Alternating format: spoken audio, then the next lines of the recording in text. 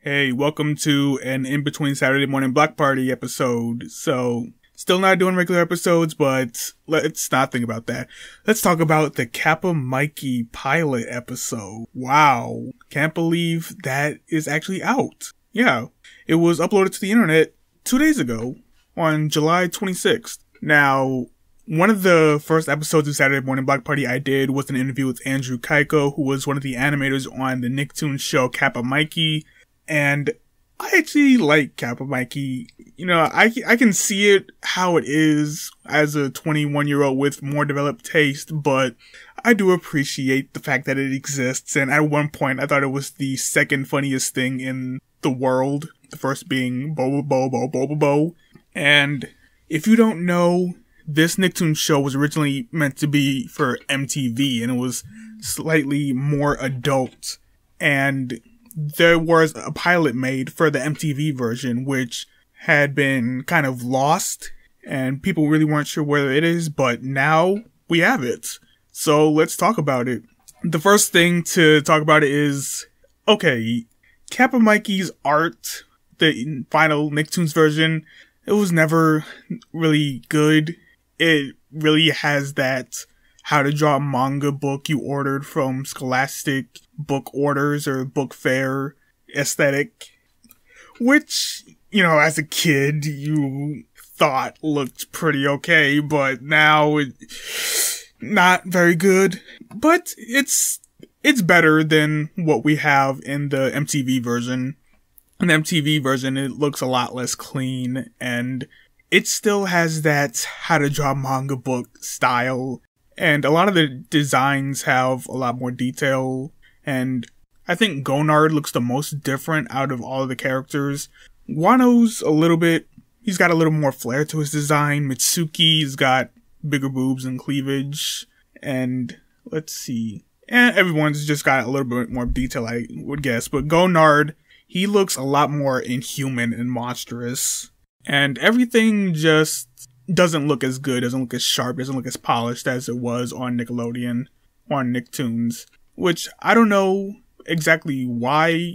Maybe it's because moving from an adult show on MTV to a kid show on Nicktoons, the animation standards, the art standards rose, because there's this thing where, oh, if it's a show for adults, then it should look ugly. It's supposed to look ugly, but whatever.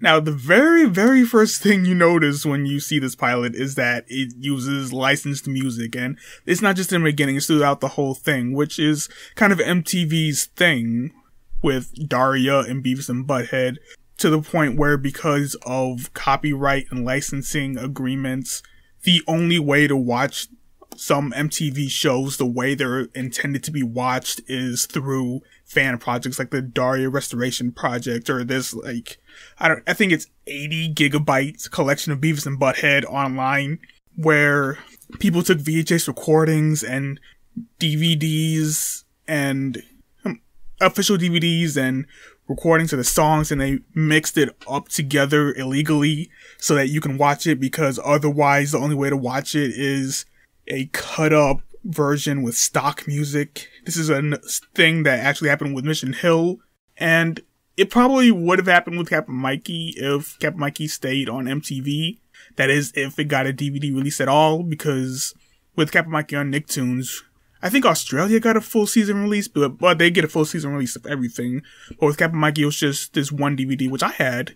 I got that DVD. It's called Lost in Translation. It had like 3 episodes, and that was it. And you can't even get it on iTunes anymore. But it's really funny to think of Kappa Mikey with Beastie Boys playing, because that was the song that was playing in the first scene of the episode. So, check it out, let's turn this mother party down. But yeah, the pilot started off like just about all the other Kappa Mikey episodes that were on Nicktoons. It started off with an episode of Lily Moo, where Gonard, Mikey, Lily, and Mitsuki, well, not actually Lily, but I'll get to that in a minute, we're all fighting Gonard and his evil robots. And eventually, Mikey ruins the take, and Guano yells cut, and they get on with the rest of the episode. But this sequence was a lot longer than any of the introductory Lily Moo sequences in the Nicktoons episodes. And not only is that longer, but it gets even more longer proportionally when you consider that this pilot is only 13 minutes long versus the 22-minute episodes of the Nicktoons Kappa Mikey. And as you keep watching this, you can see that it's a lot more action-oriented. So yeah, we have the basic Lily Moo setup with everyone against Gonard, but it looks like instead of Lily being part of the team, she's a damsel in distress, like, I guess, Mikey's girlfriend, because she's in this sailor suit school uniform instead of the Lily Moo uniform. And we see Mitsuki's character being really cool and tough, which was something, one of the character traits of Mitsuki in the Lily Moo show was that, oh, she's this really tough girl, when her personality in real life is the opposite. And we see that a lot more, the tough girl thing, a lot more in this pilot than we actually do in any of the actual Kappa Mikey episodes, I think. Just going off of memory. But yeah, Mikey ends the take by messing up, which is in a lot less dramatic fashion than what usually happens, because in this pilot, he just laughs because Gonard's got robots that transform into other robots, and the transformations were kind of lame, and at one point, a robotic lion transforms into a robotic shark that is just flailing and cannot move because it's a shark, and he just laughs and ruins the take, and that's it, pretty much. Well, whereas in the Nicktoons show, he'd probably do something that would just end up destroying the set or getting someone hurt. But in this one, he just gets the giggles. And after the cut, we see the Lily Moo actors, given their more regular personalities. So Lily is like, oh, I can't work with this idiot, talking about Mikey, where a few minutes ago in the show, she was hugging him and kissing him. And then we have Guano looking over the script, and Gonard. Gonard is the most different out of all the characters. Most of the characters basically keep their personalities from the Nickelodeon show, but whereas Gonard was this idiot man-child in the Nicktoons, in the pilot, he's actually this, doting dad, kind of. Because his first line after the take ended was, "Do I have time to call my wife?" Which I thought that was sweet. That was cute. I like that line. I really like the idea of Gonard being married and having kids like he does in this pilot. It's interesting. And something that you'll notice if you watch this is that some of the voice actors are the same, but also there's this one single woman who ends up voicing a lot of their lines at random moments. Sometimes she'll be voicing the three separate characters having a conversation in one scene, so it's actually hard to follow. I don't know who this is, if she's an editor or a producer or something. I don't know why she's doing these voices, if, I don't know, the audio files were corrupted and she needed to fill in, or if during production there were some changes and they couldn't get the voice actors back to re-record lines. I don't know why, but yeah, at random parts she subs in for some of the characters, and not even throughout the whole episode. Like, sometimes Guano's voice actor will be playing Guano, and then in the next scene, she'll be playing Guano, and the next scene, Guano's voice actor will be back. I don't know what's up with that. But yeah, everyone's personalities are the same except Gonard. Gonard is a completely different character as far as we can see. He's got a wife and two daughters, and apparently the wife is Chinese, I guess. She doesn't show up, we don't hear her name, but their daughters are, I think, Lin and Pepe. So yeah, he's got Chinese daughters. And we really don't get to see, there's really not as strong of a separation between the Lily Moo stuff and the regular real world Kappa Mikey actors stuff, because this really looks like it's supposed to be primarily an action series. The plot of this is that Mikey becomes friends with this one guy. I don't know. They don't explain how he met him or why he's hanging out with him, but he's a vampire, which they explain in a separate scene. Just total exposition. Just like, cause Mikey meets this guy, I forget his name, and then he goes on a trip with them, and in the next scene, they're like, oh, where's Mikey? Oh, he's with this vampire guy. and he's going to kill Mikey because he has red hair, and that will allow him to live another 1,000 years. Which, even if that was done as like an ironic joke about heavy exposition, that was just awful. The story structure in this episode is not good at all. But yeah, anyway, in this version of Kappa Mikey, Japan is Wakanda, basically, because as Mikey is talking with this vampire guy, the vampire guy is saying that he'll show Mikey the Japan that no foreigner has ever seen, and he reveals that everyone in Japan has a flying car and a robot and Betamax, because Betamax is always better than VHS. Even though at this point DVDs existed. But whatever, I like it. I'm cool with that. Yeah, Japan is basically Wakanda. And I feel like that revelation was supposed to set this in a more sci-fi setting, because in the Nicktoons Kappa Mikey, Japan is basically like the rest of the world, and Japan is basically like our world as far as technology goes. Sometimes they'll insert some magic or sci-fi stuff just because the plot demands it.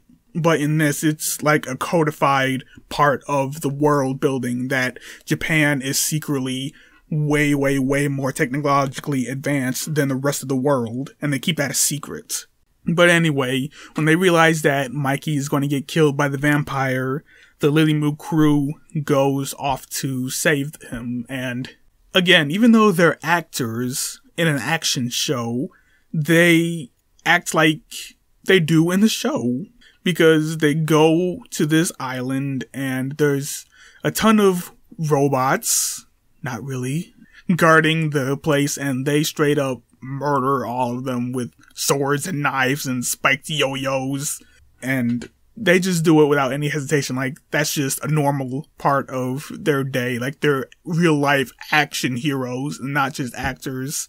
And this is very much inspired by Samurai Jack, the way they are brutally tearing through these robots, and there's green blood spewing everywhere. And towards the end of this scene, one of them's like, "Oh, you go ahead, we'll take care of these robots." And then you see, I think, the severed head of one of the robots, and he's like, "No, we're not robots, we just get paid to wear these cool robot suits." And then he gets stabbed. And at the end of the episode, they come back outside, and the blood isn't green anymore, it's just red blood. And Mike's like, "Whoa, look at the carnage. It's like World War II out here." And then no one knows what he means. No one knows what World War II is, which is a pretty ballsy joke to make. If you don't know much about Japanese history, Japan has committed a lot of atrocities from like the late 19th century to mid 20th century, which included the rape of Nanking, where they basically annihilated an entire town of civilians. And they also did, during World War II, they took women from a bunch of the countries they colonized and turned them into sex slaves. And even today in Japan, there's a lot of high up politicians who are trying to cover that up, who won't admit it, who deny it. Basically the Japanese equivalent to Holocaust deniers. And this is a thing that happens. Japan has the equivalent of Holocaust deniers high up in the government. And that's a really ballsy and political move for Kappa Mikey to poke fun at. Overall, it's interesting to see this pilot of Kappa Mikey and how it could have been, but I think I'd prefer the Nicktoons version over what this would have turned out to. Although, I would like to see Dad Gonard. Dad Gonard is the best dad. Oh, and by the way, he's still voiced by Sean Shamel, aka Goku, so Gonard is a better dad than Goku. Everyone's a better dad than Goku. Okay, thanks for listening. I'll see you again whenever I see you. Bye. You.